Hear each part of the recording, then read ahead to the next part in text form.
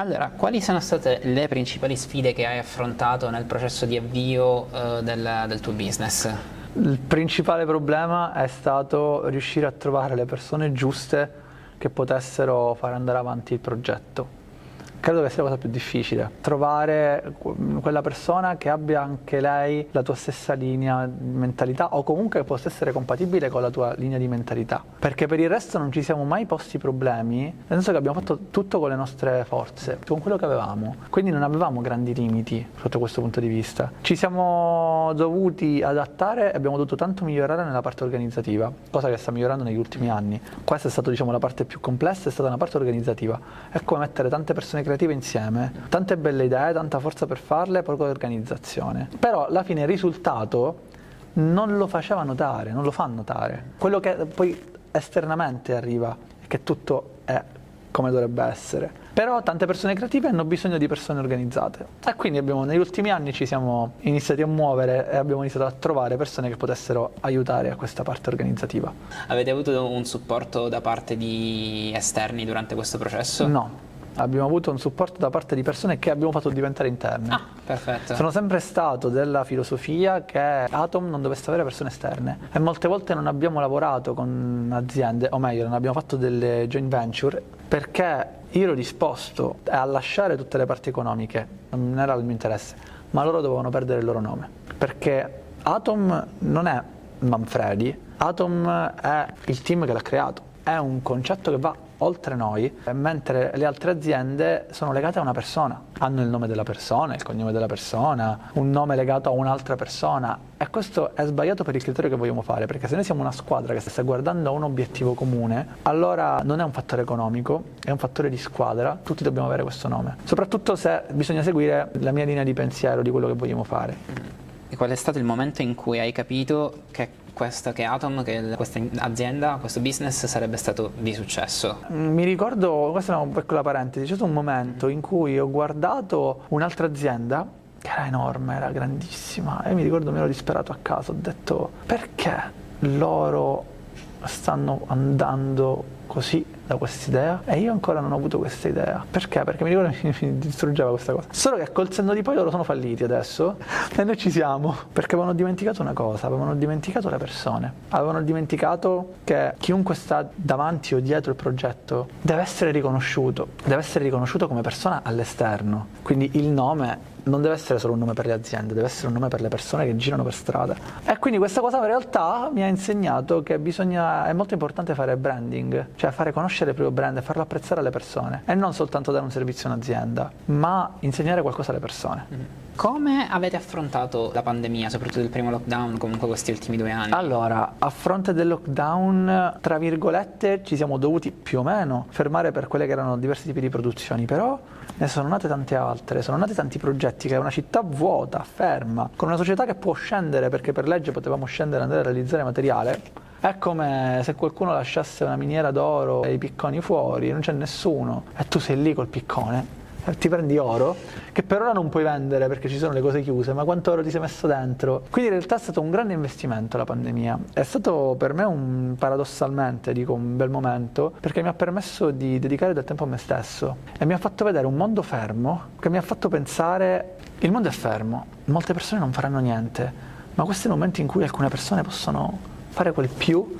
quella cosa che ti fa dire dei grandi incidenti, quella famiglia, quella persona è diventata ricca perché c'è stato questo grande incidente e in quel momento ha ribaltato tutto facendo quello, nel bene o nel male. Allora nel bene ho detto guarda, mentre tutti sono fermi, già il fatto che tu stai facendo qualche cosa, qualsiasi cosa sia, è incredibile ed è tutta una cosa che ti ritroverai domani. Quindi ho avuto tempo di dedicarmi, noi come team ci siamo continuati a sentire sempre, ci siamo visti no perché c'erano degli obblighi che ce lo impedivano, almeno all'inizio, poi appena questi obblighi ci hanno permesso di vederci siamo stati tutti insieme in studio a lavorare a un progetto, nessuno vedeva nessuno, noi ci vedevamo tra di noi, non potevamo avere cose lavorative con le maschere, tutto quanto, e quindi abbiamo fatto un progetto di beneficenza anche che ha raccolto oltre 30.000 euro per la Croce Rossa Italiana in 5 giorni. Cosa significa successo per te?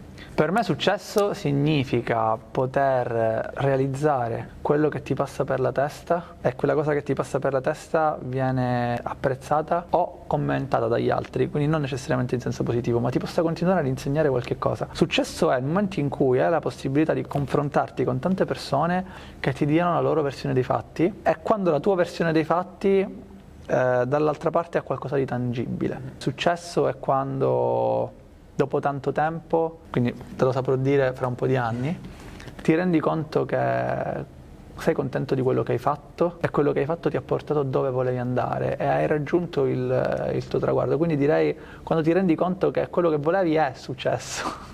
Pensi a un certo punto, e penso di sì perché l'avevi accennato precedentemente, di diventare un business angel?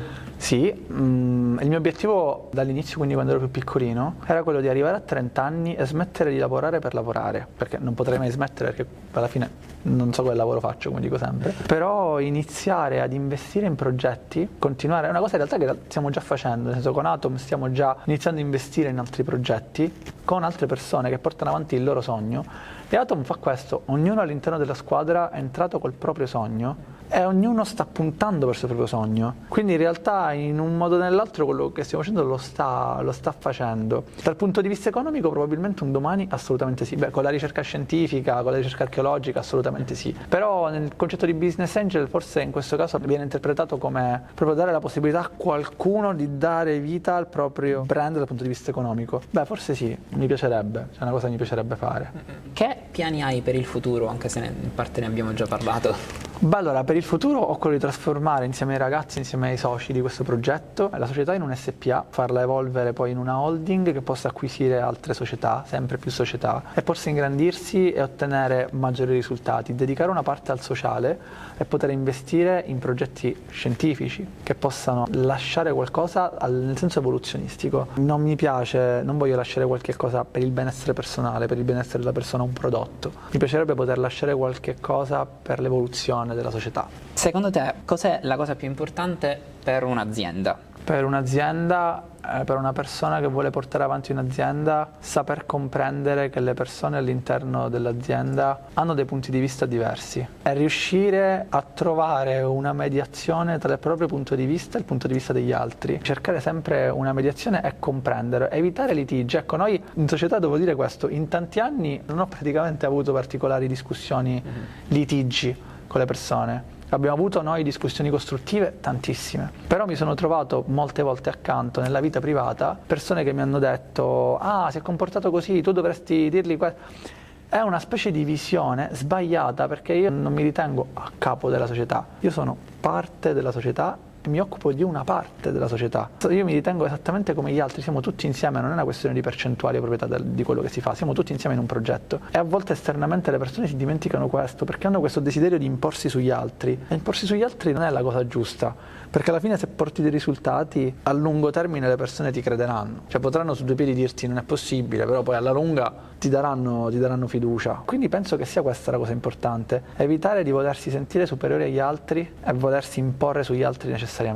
Come hai reperito il capitale che hai investito per avviare la società? Allora, nella realtà dei fatti siamo partiti circa con zero. Ognuno di noi ha messo del suo. Se devo essere preciso, quello che poi dal mio punto di vista era quello che derivava da ciò che avevo fatto con il mercato finanziario, con degli investimenti, ma sono cifre così irrisorie, come se fossimo partiti proprio assolutamente da zero. Una buona idea accompagnata dalle giuste persone vale più di fondi infiniti. Avremmo potuto avere tanti soldi e prendere cose che non sapevamo utilizzare e quindi non rendere e soltanto avere delle attrezzature. Quindi oggi, se siamo stati in grado di fare quello che siamo riusciti a fare senza la forza delle attrezzature grandi, pensiamo di poter continuare a migliorare, mentre al contrario magari non avremmo avuto la possibilità.